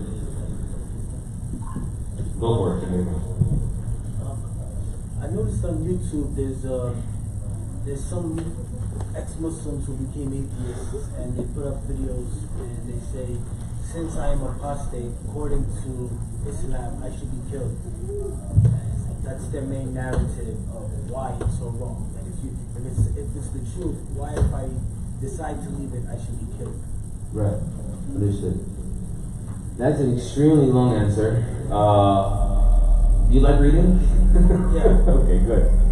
I would direct you to a paper, a very nice paper, called Apostasy in Islam, by the head of a department in Georgetown University in Washington, D.C., Dr. Jonathan Brown. So Apostasy in Islam by Dr. Jonathan Brown. It was published by Yaqeen Institute. He speaks about it at great length. And it's a good paper. He's a Muslim, and he's very, very well versed. Tabarakallah. And he speaks about this whole discussion, where it comes from, what the holes in it are, the mainstream traditional positions of Muslim scholars about this, and You know, the problem is that we have such little information about our Islam. I have to keep coming back to this. That it leaves too much room in our brain for creativity. Right? Like our Islam, for example, never went into people's houses and asked them if they're Muslim or not. That never happened. That happened in other religions. Like the Spanish Inquisition, you actually have checkpoints where like you grab a person and you take their pants off, and if they're circumcised or they're bathed on Jumu'ah, that means they're an infidel, they're Muslims, because they do Muslim on Fridays, so they get killed. You go check them, some signs that they're Christian, they're not on the faith, so you kill them. It's not even someone who left the faith, it's someone who's on his own faith, not who came in and left, right? And so, because of the lack of, so for example, just without getting into it, the rule on apostasy, that's how many people would imagine it, right? That like, oh, there's like a questionnaire, a checklist, an interrogation, and then no one knows. The Prophet ﷺ said, for example, that, you know, if they say La ilaha illallah, they receive the full protection of the Muslim, and their judgment is with Allah. Meaning, we don't go checking people. He says he's a Muslim, that's it, right? And so that's why many scholars would say that a person who would be subjected to this punishment with all of its context, which I haven't explained, it's very important, you need to go back and check it, with all of its context, is actually referring to 99% of the time it would be talking about to someone who comes out to the public and says, Islam is wrong, I disagree with Islam, I went in and I came back out, so this is actually an act of like rebellion against the state, because you also have to keep in mind that this is within a religious governance. So if the government is the religion and you go out and rebel against the government, that's like someone coming out against the United States and saying, I got nothing to do, I do not recognize these laws. I do not recognize the US Constitution. I do not recognize the sanctity of blood and life and liberty and pursuit of happiness. I'm against all of this, right? So it's like treason. In a sense. And that's why, by the way, this is not the majority position of the fuqaha, of the scholars, but they were major scholars in our history, like Ibn Qudamah rahimahullah, who believed that yes, this was something discretionary. Basically, the governing party, the Prophet ﷺ, when he said this, he was intending that the authorities, if they see there's greater benefit in protecting society from that sort of instability by applying this punishment, that's when it would apply. Because it does the work of treason, exactly. It's a crime against the state that you're punishing for, not really a crime against Allah subhanahu wa ta'ala per se, that you're being punished for here in the dunya. The after, of course, is a different story. It's what the dunya punishment for. And Allah knows best. So just go back to the article because it's 20 pages of context, important context. Is it the same Jonathan Brown? Is he the doctor that converted? No, that's Lawrence Brown, the ophthalmologist. Yeah. So. So I came a little late, but I was wondering if you can explain the concept of La Tufakkiru Fillah as like a sort of medicine, not thinking too much, and like you said earlier, about supposed to not think about certain things. Yeah. But maybe some people will think of like, oh, are we not supposed to ask questions? But I just want to know. That's an awesome question. So he's asking about a statement that some people consider traceable to the Prophet sallallahu alaihi wasallam. Some scholars consider traceable to the Prophet sallallahu alaihi wasallam, where he said, do not think about Allah, think about the favors of Allah, or the blessings of Allah, subhanahu wa ta'ala. And what this means is don't try to make the mistake of imagining something that to you is unimaginable. Right? Something that to you is unimaginable. Okay? Because Allah has no comparison. So whenever I tell you something, you're going to connect it with, you're going to compare it with something you've known, something familiar. But Allah Azza wa Jal is beyond our imagination. There are things beyond our imagination or not? Not just Allah subhanahu wa ta'ala. Jannah is beyond your imagination. And Jannah is creation. So how about the Creator himself? Can you imagine infinity? You cannot. You can endlessness. Can you imagine that? You cannot. By the way, even I don't want to get from Allah. Concept of zero. Zero, scientists say it's a placeholder in your head. It's the number before 1 and after -1, right? But you can't really imagine nothingness because you're imagining something, right? But zeroness is not something you can imagine. So we have limits to our imagination because we have no reference point, no ability to connect it with anything to be able to imagine it. And so trying to imagine Allah Azza wa Jal is far crazier than trying to stuff the ocean in this bottle of water. If someone tries to do that, would it be reasonable of them? No. No chance, right? far more insane to try to place the understanding, the imagination, to encompass the Creator who has no beginning and no end, infinite in every regard, that is perfect, subhanahu wa ta'ala, into your very limited, very tiny, very temporary head. There's like a creation. Because there's nothing like him. Nothing is comparable to him, so you cannot. If I confused you, just don't worry about it. Just pray for me. So the ones you put in red are the ones that really have to answer, right? Got you. Are these the sisters' questions? Are there any they're sisters? mixed. They're mixed. They're mixed, okay. I'm trying to be fair here. It's 305. You are all, many of you are probably trying to be very respectful by not leaving. I will not be disrespected if you leave. I just don't want to disrespect these questions, so I'm going to try to answer as many of them as possible before 3:30. Then I'm going to hang out, everyone wants to hang out from 3:30 to 4 o'clock for personal, private consult. So if you need to leave, please don't be embarrassed. I'm going to assume the best of you. Just leave. Inshallah. I believe in God, but I don't believe in religions. Is that atheism? No, theos is God. The Greek word for God. And so atheos, anti-God. Not anti. Non-God. The negation of God. So you don't believe in God. If you're not into religions, that's called a-religious. You're non-religious. Some can consider it agnostic, but agnostic has a few different definitions. There's different methods within agnosticism. But basically, agnostics believe in God. The majority of them, the mainstream or the most popular usage of the word agnostic, is when you believe in God, but you don't believe in what they call organized religion. And then if you don't believe in any sort of religion, which is kind of incoherent, by the way, it doesn't make sense a little bit, that's called being a-religious. I'm not down with any religion, organized or unorganized. Disorganized. Can you please mention the example of Hanifa because I can't get it off my mind? Well, too bad. No, it is mentioned in some of the history books of the Fuqaha that Abu Hanifa, some say it was another scholar, but the point is the same. That Abu Hanifa rahimahullah was challenged by a Dahri, a person who believes the world is eternal and has no creator. Prove that God exists, and he can't prove that God exists. So Abu Hanifa rahimahullah, according to the narration, the report, he gave him an appointment, said, okay, we'll debate at this time, this place, let's meet. And so he basically smashed him in the debate. Before the debate even started, he ended it. How did he end it? They say when he got to the place of debate, he said, so listen, I'm really sorry I'm late, whatnot, it's just, I was in a river, I couldn't get across. But alhamdulillah, the tree fell by itself, and he got dug out like a canoe all by itself, and then rowed me over all by itself, and I'm here. He said, you're a liar. You expect me to believe something like that? Something out of there was a movie. Something out of an old legend, that this all happened all by itself. And so this was a ploy, obviously. It was a very tactful thing for him to say. Say, well, you believe in this whole universe you are crazier. Right? To believe this whole universe with its impeccable design was constructed all by itself, and you can't believe it about a simple piece of wood getting, constructed into a canoe. And he refused to debate him, and he left him humiliated. He walked away. That's the story of Hanifa. Hopefully sleep now, sister. Scientific miracles in the Quran helped me to begin praying.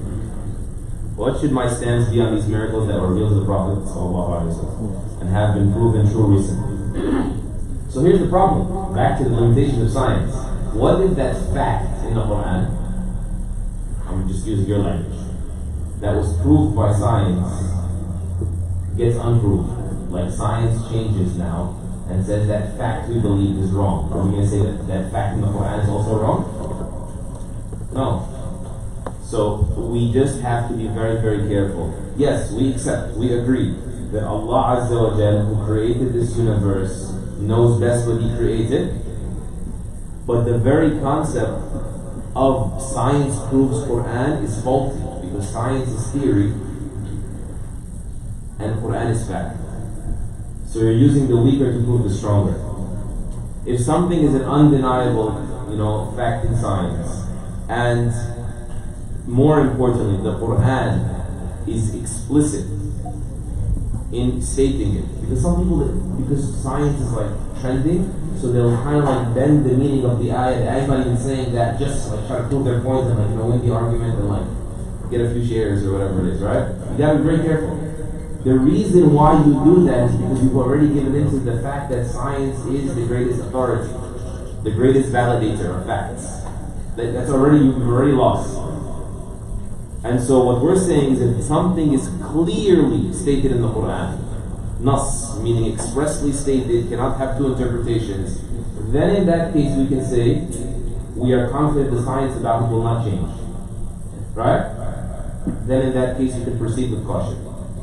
But if you're not a person that can differentiate what is expressly stated in the Quran, what is crystal clear, decisive, qat'i, and what is not, and what is an actual bona fide scientific fact and what is not, I would be careful in this topic because many people have slipped.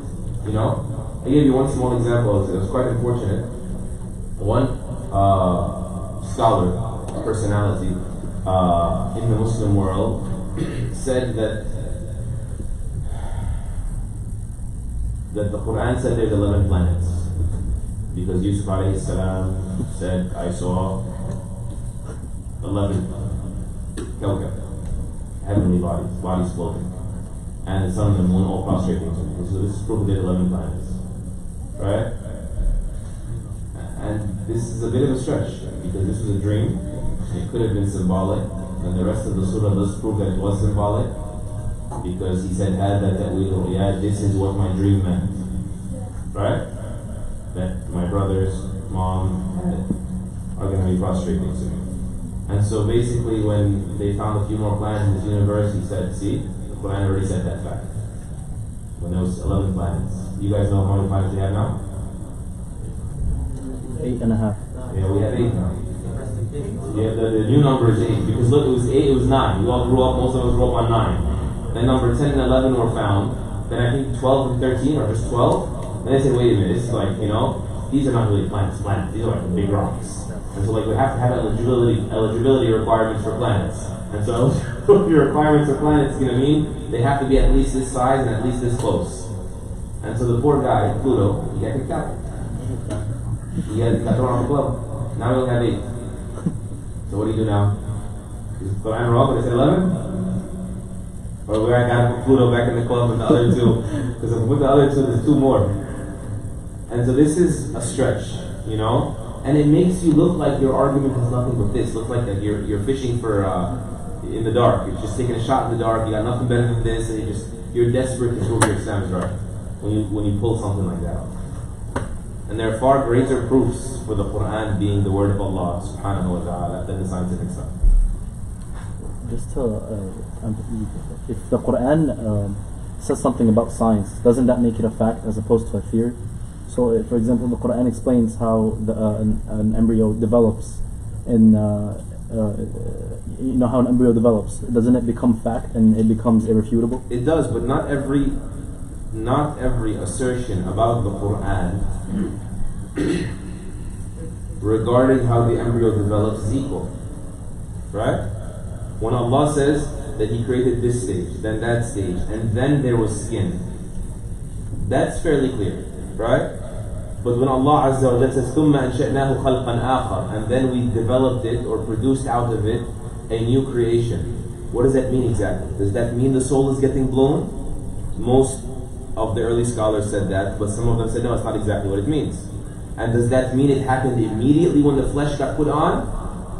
Or does it mean it happened at 120 days? That's another vague ambiguity. So don't make the same claim or the same strength claim about unequal statements. You get it? Yeah. It's tricky. That's what I'm saying. Unless you can differentiate between al-qat'i wal-dhanni, what's crystal clear, decisive, and what's speculative, could be this way, could be that way, leave it alone. Leave it alone. Because we have so much more, so much better arguments that you should learn about why the Quran is undeniably the word of Allah subhanahu wa ta'ala. Impossible to be the words of the Prophet sallallahu alayhi wa sallam, or even his entire generation combined. Can Muslim men and women be friends without any physical contact? Good question. Forget Muslim men and women. Men and women cannot be friends without physical contact. I would ask you to look up a documentary called Men and Women Can't Be Friends. and appreciate the rules that Allah liberates you with, not restricts you with. This whole, having freedom to hang out with whoever you want. No, this is really about allowing others to have free access to you. No one deserves that. No one has that right. Allah ensured that with the rules, because if you give them a certain amount, you will not be able to stop. You won't be able to close the valve again. And Allah knows that because He knows better than we know ourselves. That's why the rules are there. So, does that mean they can never interact? No, interactions between men and women who aren't related, like not wives and daughters, men and women who aren't related, like aren't family,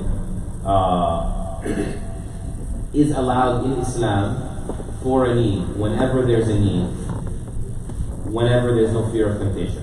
Right? Those are the rules. So I need to speak to the cashier lady because she didn't give me my change back. Right? I gave her 100, she thought I gave her a 20. Am I allowed to speak to her? No, you're good. Of course I'm allowed to speak to her. I'm allowed to have physical contact too. I'm joking. Please turn the TV off. No. It's nice being back in New York. Most of my jokes aren't understood by the farther places I go sometimes. Anyway, so this is a need, right? A legitimate need. If a brother or a sister is a physician in the ER and someone from the opposite gender gets sent their way, they have to go to that unit. Is he gonna let them bleed to death, or are they going to get fired? By the way, like just throw out their entire $250,000? No, there's a difference between a medical touch. There's a difference between like a social touch, right? With some details in between, of course. But the idea is when there's a need, and you're sure that it will not cost you your religion, it will not be a temptation. Some people, a glance for them, because they're in such a state of weakness, can cause them to take 1,000 steps back from their religious commitment. In that case, they know, don't put yourself in that situation. Figure out an alternative.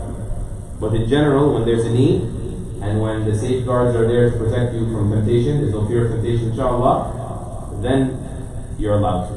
But to have a social, casual relationship with someone from the opposite gender, that you're not your family member, Allah protected you from that. So trust Him. So trust Him. People think what? We're gonna fall into zina? There's no way. What does this have to do with that? Right? That's how. But every single young man and young woman who comes to me and says they fell into zina, it's always the same story. I never thought it would happen. That's how it works. I never thought it would happen. It's exactly how it works. We don't think that this will lead to that. Allah is telling you this leads to that. You can believe yourself, you can believe Allah subhanahu wa ta'ala. The decision is going to be yours. And you're going to have to live with that. How can I explain to someone that Allah is merciful, but at the same time there is punishment in the hellfire? I want to direct you, if you're a reader, to Yaqeen Institute, Yaqeen, Y-A-Q-E-E-N, institute.org. There's a paper there that I helped put together with some other researchers called God's Mercy and the Question of Hellfire. If you're not the reader and you're lazy, busy, that paper was summarized in a lecture on YouTube. You can just look up my name and God's Mercy and Hellfire, El-Shinawa. And you'll find it there. I presented it somewhere about 2 years ago. So basically we give 6 answers to that question. That the existence of hellfire in no way, shape or form detracts from the fact that Allah is infinitely merciful, more merciful with us than a mother is with her newborn. Why did Allah create some rich people and some poor people, some sick people and some healthy people? Allah knows.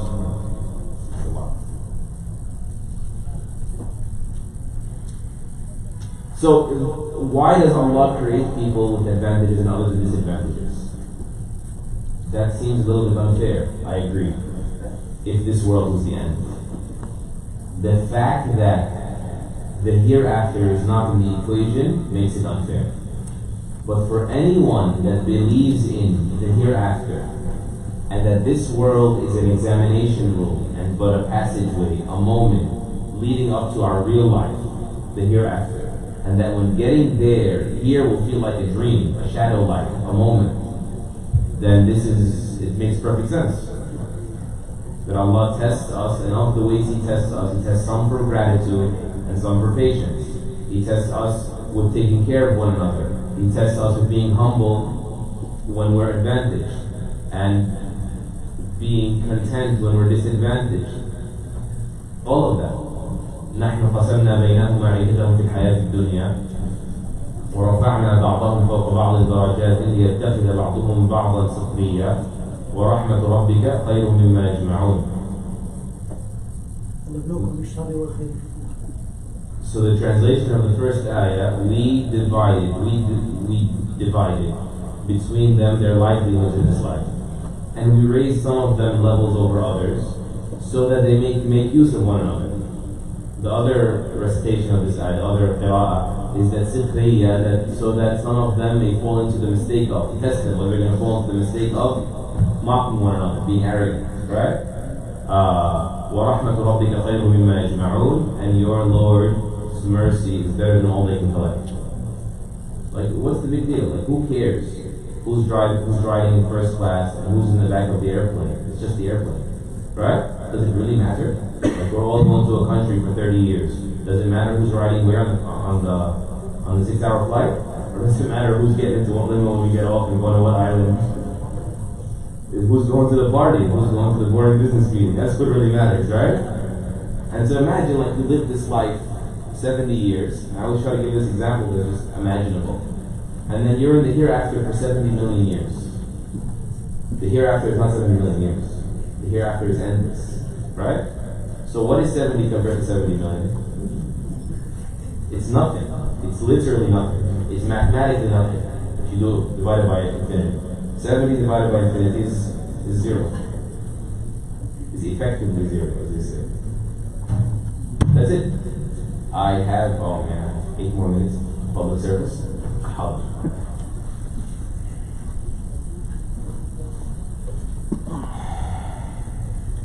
I make dua, but I don't get a response to my dua. And a sister of mine told me, when you don't eat halal meat, that's why your dua sometimes doesn't get answered. Guys, be careful. Careful, guys. Because the Prophet ﷺ did say that. He said to Sa'd ibn Abi Waqqas that make sure what you consume is wholesome and lawful, halal, and your dua, your supplication to Allah will be accepted. And so this is not the only thing that helps your dua get accepted, but it is an example of that. A very operative, effective example, one of the stronger factors in the equation of dua, but it's not the only. Like, the more you are committed to Allah's boundaries, you do what He obligates, you abstain from what He forbids, the closer you are to Allah, the more your dua has a chance of being accepted. Is it possible that you are very close to Allah and He doesn't give you what you ask for? Absolutely. Part of Allah's love for His closest slaves is that He filters their dua for them. He doesn't give them the things that could lower their levels or send them astray or even slow them down in their journey to Him and His pleasures. He knows what's good for you, right? So Allah knows that some people will only succeed in poverty, and if He makes them rich, they go astray, right? And He knows that some others are only successful in riches, and if He impoverishes them, they'll doubt Him, right? And some people will only be good when they're sick. It's most of us. And then if they get healthy, they're going to become a menace. And some people are only good when they're healthy, and if they go through sickness, they may question. And so He knows best. Perhaps you hate something and it's better for you. That's the ayah you always have to keep in mind. Maybe you hate something and it's better for you. Maybe you love something and it's worse for you. And Allah knows and you don't know. One of the Salaf, one of the early Muslims, he used to say that when I ask Allah for something and He gives it to me, I would thank Him. And when I ask Allah for something and He doesn't give it to me, I thank Him 10 times.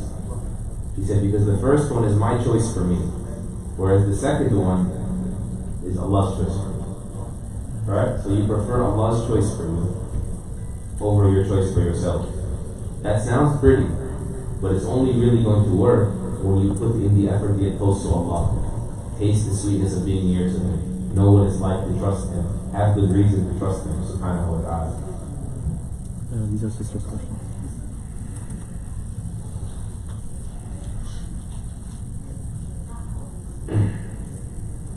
اوكي السلام عليكم. ما هو الجواب المناسب للفتيات ولغير المسلمين لماذا نلبس الحجاب؟ So what's the appropriate answer for people when they ask why do we wear hijab? So the number one answer has to be because Allah said so, subhanahu wa ta'ala. It has to be, that has to be the number one answer.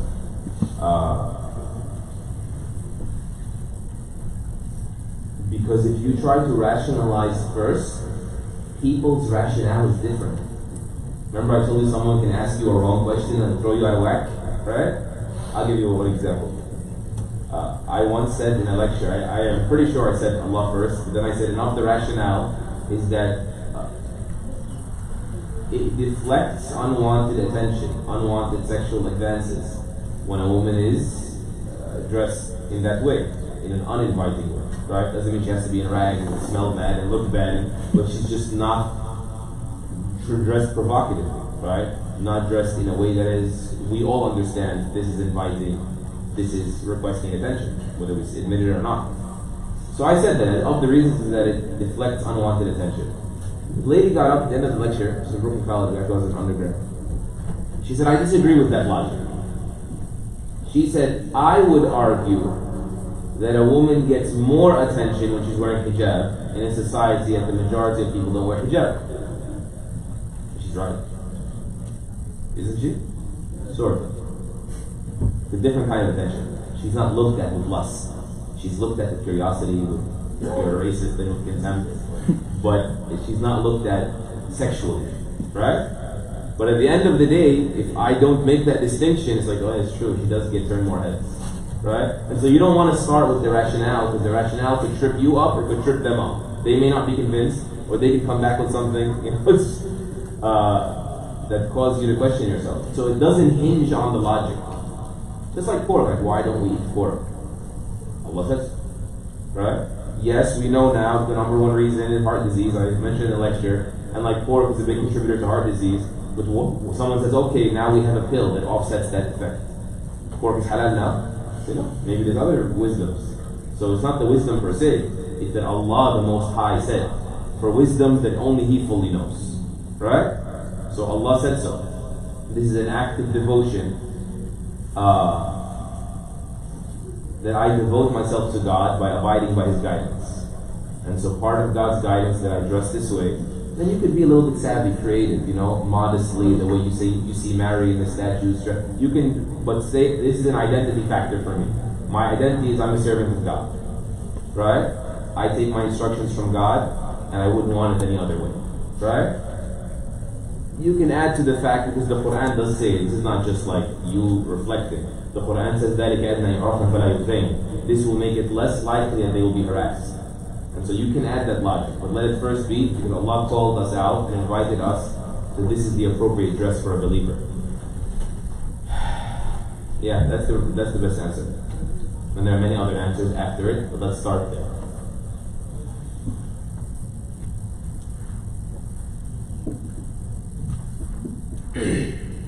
Okay, this is going to be the last question. إذا كان الله يعلم ما يدخل الجنة وما يدخل النار لماذا يحاسبنا? I'm laughing because that question can take 2 hours. If Allah knows who's going to paradise and who's going to the hellfire, then why is He going to judge us? Huh? Okay. Yeah, so Allah Azza wa Jalla says, وَلَنَبْلُوَنَّكُمْ حَتَّى نَعْلَمَ الْمُجَاهِدِينَ مِنْكُمْ وَالصَّابِرِينَ وَنَبْلُوَ أَخْبَارَكُمْ. We will test you so that we may know. A person may say, wait a minute, if you're paying attention when you're reading it, you say, but doesn't Allah already know? Ibn Abbas radiallahu anhu about this ayah is حَتَّى نَعْلَمَ أي حَتَّى نَعْلَمَ. We will certainly test you until we see. who's going to be striving, fighting, pushing, working, sacrificing, right, amongst you, and who's going to be patient and perseverant and endurant amongst you, and we may make your affairs known.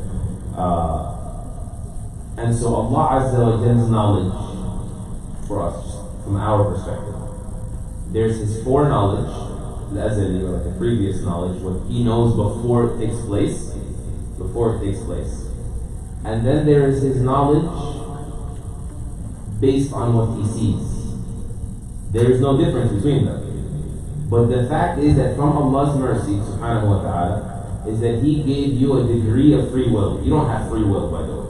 No one has free will. Everything is by Allah's will, right? But He gave you a degree of will, a degree of control, a degree of choice, enough to hold you accountable. That's what you need to understand. How does Allah, but at the same time me? And you're not going to fully understand Allah. That's why the Prophet ﷺ said when qadar is mentioned, destiny is mentioned, like, restrain yourself a little bit. Because there's going to be a blind spot in this conversation that no human being can ever really. That's why the Prophet ﷺ was told, like, if Allah already knows, then should we even do anything? He said, just do. Right? That is the solution. Because to wait till you fully understand God before you start acting, your life and all of our lifetimes will expire and infinite times over before it happens. Right? So you need to know that Allah is fair. And from His fairness that He gave you some degree of control, or else what's He judging you about? Right? And then also from His fairness is that He refused to judge you based on His perfect knowledge about you beforehand. He's only going to judge you based on the knowledge of what He saw from you. I know it because I saw it. You get it? He didn't have to do that, subhanahu wa ta'ala. This is fadl from Him. This is just His graciousness. So that no one comes and says, I would have done otherwise. So Allah says, I'm not going to judge you upon my flawless, perfect knowledge about you before the fact. I'm only going to judge you based on my knowledge about you having done the fact, meaning after you've done the fact. You get it? That's why. Yeah, that's good. Jazakallah khairan. Forgive me if I didn't get all the questions. I definitely didn't, and if my jokes were inappropriate, I'm sorry for that too. Sallallahu alaihi wa sallam ala Muhammad wa ala alihi wa sahbihi ajma'in. Jazakallah khairan. Assalamu alaikum.